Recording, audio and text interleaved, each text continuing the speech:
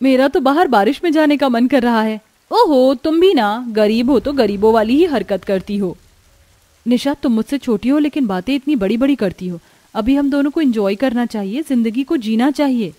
देखो दीदी, आपको गरीबों की तरह रहना है तो रहो, मुझे कोई दिक्कत नहीं है, लेकिन मैं तो अमीरों की तरह ही रहूंगी। अमीर बारिश में नहीं नहाते। लेकिन तुम अमीर नहीं हो। जिस दिन मेरी शादी अमीर घर में हो जाएगी उस दिन देखना मैं बहुत अमीर हो जाऊंगी।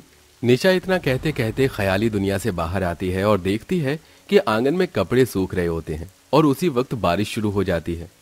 अरे ये क्या, बारिश शुरू हो गई, सारे कपड़े भीग जाएंगे, जल्दी से कपड़े उतार लेती हूँ। निशा अपने घर के आंगन से सारे कपड़े उतार कर घर के अंदर ले आती है। इसके बाद में वो देखती है कि घर की छत से घर में पानी टपक रहा होता है।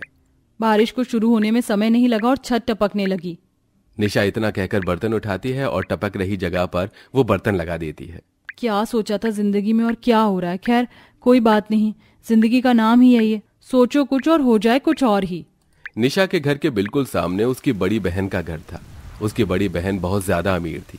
उसकी बड़ी बहन के बच्चे बारिश शुरू होते ही घर के बाहर आते हैं और अपने आंगन में बारिश के मजे लेने लगते हैं। वाह, कितना मजा आ रहा है यहाँ पर बारिश के मजे लेने में। आ जाओ मॉम, हम नहाते हैं।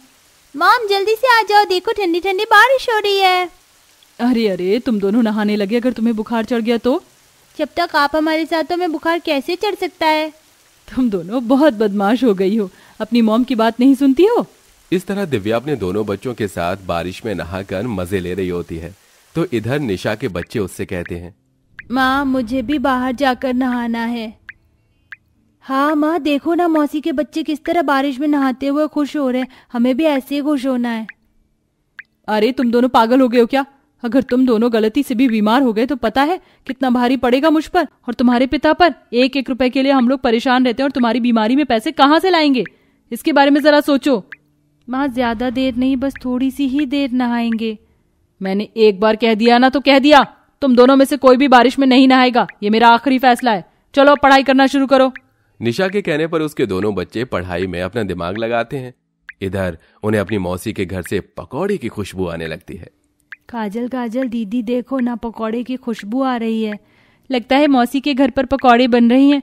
काश कि हम भी पकौड़े खा पाते। अगर हमने माँ से पकौड़े बनाने के लिए कहा होता तो माँ हमें जोर से डांट देंगी। तुमने बिल्कुल सही कहा, माँ हमारी कोई ख्वाहिश पूरी नहीं करती।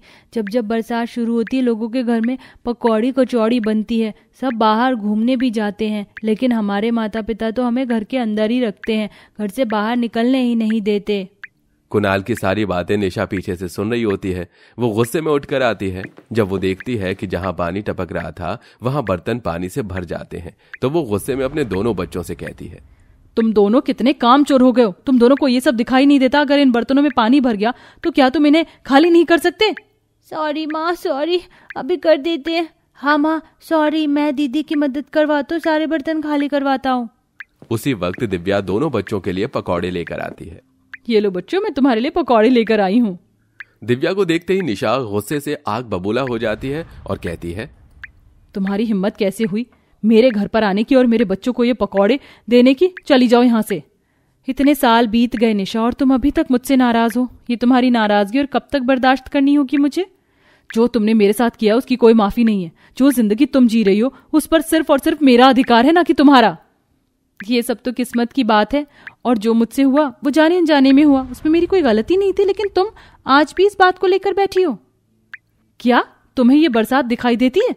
इस बरसात के शुरू होते ही हमें कितनी परेशानी उठानी पड़ती है, तुम जानती हो इस बात को? तुम तो आराम से महल के अंदर रह रही हो और बारिश के आनंद उठाती हो। तुम्हारी बारिश कितने अच्छे से जाती है, मेरी बारिश तो रोते हुए जाती है। कभी घर में चूल्हा नहीं जलता, कभी हमें गीले में सोना पड़ता है, तो कभी बरसात की वजह से सारे बिस्तर गीले हो जाते हैं। ये सुनते ही दिव्या की आंखों में आंसू आ जाते हैं। मुझे तुम एक मौका दो, मैं तुम्हारी मदद करना चाहती हूँ और सब कुछ ठीक करना चाहती हूँ। तुम कुछ देख सकती? तुमसे मेरी तरक्की नहीं देखी जाएगी। अरे जाओ जाओ, मुझे तुमसे कुछ नहीं लेना और ना ही तुम्हें कुछ देना है। निशा ऐसा कहते कहते अपनी ही बड़ी बहन को धक्के मारकर घर से निकाल देती है। लेकिन ऐसा क्या हुआ था जिसकी वजह से निशा ने ऐसा किया? चलिए कहानी में थोड़ा पीछे चलते हैं।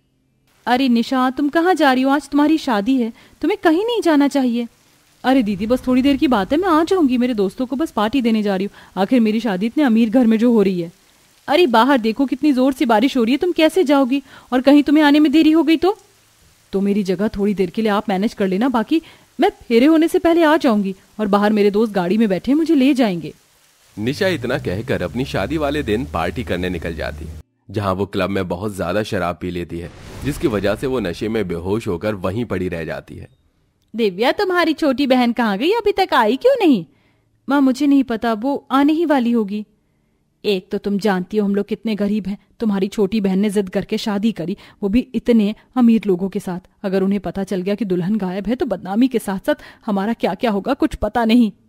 माँ, आप चलो, ना तो बदनामी होगी और ना कोई कुछ कहेगा। दिव्या खुद ही दुल्हन का जोड़ा पहनकर मंडप में आ जाती है और इधर निशा क्लब में बेहोश पड़ी रहती है, जिसके चलते दिव्या की शादी शहर के सबसे अमीर लड़के विशाल के साथ हो जाती है। विशाल को निशा ने अपने प्यार के जाल में फंसा लिया था, लेकिन अब जब शादी उसकी दिव्या से हो जाती है तो वो भी कॉम्प्रोमाइज करके आगे बढ़ जाता है। और इधर जब अगले दिन सुबह निशा को इसके बारे में पता चलता है तो उसे अपनी बहन से नफरत हो जाती है। मेरी बहन मेरे साथ ऐसा कैसे कर सकती है? उसने मेरे पति से शादी कर ली, जो जिंदगी मुझे जीनी थी अब वो उसकी हो गई। ये सब तुम्हारा ही किया धरा है, अब जो किया है उसे भुगतो।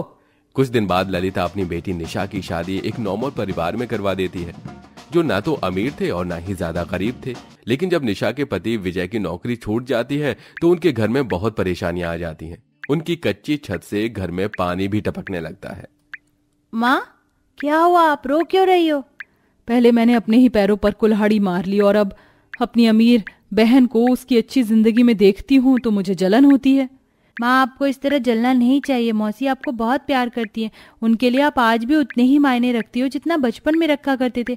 आपको उनके साथ इस तरह का बर्ताव नहीं करना चाहिए। तुमने बिल्कुल सही कहा। आज जब मैं उस दिन को याद करती हूँ जब मैं अपनी शादी छोड़कर अपने दोस्तों को पार्टी देने चली गई थी, तो मुझे अपनी गलती का एहसास होता है। इसमें मेरी बहन का क्या कसूर? मुझे उससे माफी मांगनी चाहिए। निशा उस दिन अपने गुस्से को खत्म करके अपनी बहन के घर जाती है और वहां वो उससे माफी मांगती है। मुझे माफ कर दो दीदी, मैंने आपके साथ बहुत बुरा किया। एक तो मैंने अपनी जिम्मेदारी को समझा नहीं, ऊपर से जब आपने माँ और बाबूजी की इज्जत थामी तो मैंने अपनी हर गलती का कसूरवार आपको ही ठहरा दिया। मुझे ऐसा नहीं करना चाहिए था। हो सके तो अपनी गरीब बहन को माफ कर देना। मैं तो कब का सब कुछ भूल चुकी हूँ और मुझे तुम्हें माफ करने की जरूरत नहीं है। तुम मेरी छोटी बहन हो, मैं तुम्हारी मदद करना चाहती हूँ। सब कुछ ठीक हो जाएगा, देखना। हम दोनों बहनें पहले की तरह खुशी से रहेंगे। इस तरह गरीब बहन को अपनी गलती का एहसास हो जाता है और अमीर बहन अपनी गरीब छोटी बहन को बहुत मदद करती है। वो उनके कच्चे घर को अच्छे से बनवा देती है और आंगन को भी पक्का कर देती है, जिसके चलते बारिश में उनके घर में पानी नहीं टपकता। और काजल कुणाल दोनों बारिश में आराम से अपने आंगन में नहाते भी हैं। तो वहीं दूसरी तरफ निशा के पति की नौकरी लग जाती है, जिससे घर में पैसे आने लगते हैं। अब निशा बारिश में अपने दोनों बच्चों के लिए पकौड़े भी बनाकर उन्हें खिलाती है और खुशी खुशी रहने लगते हैं।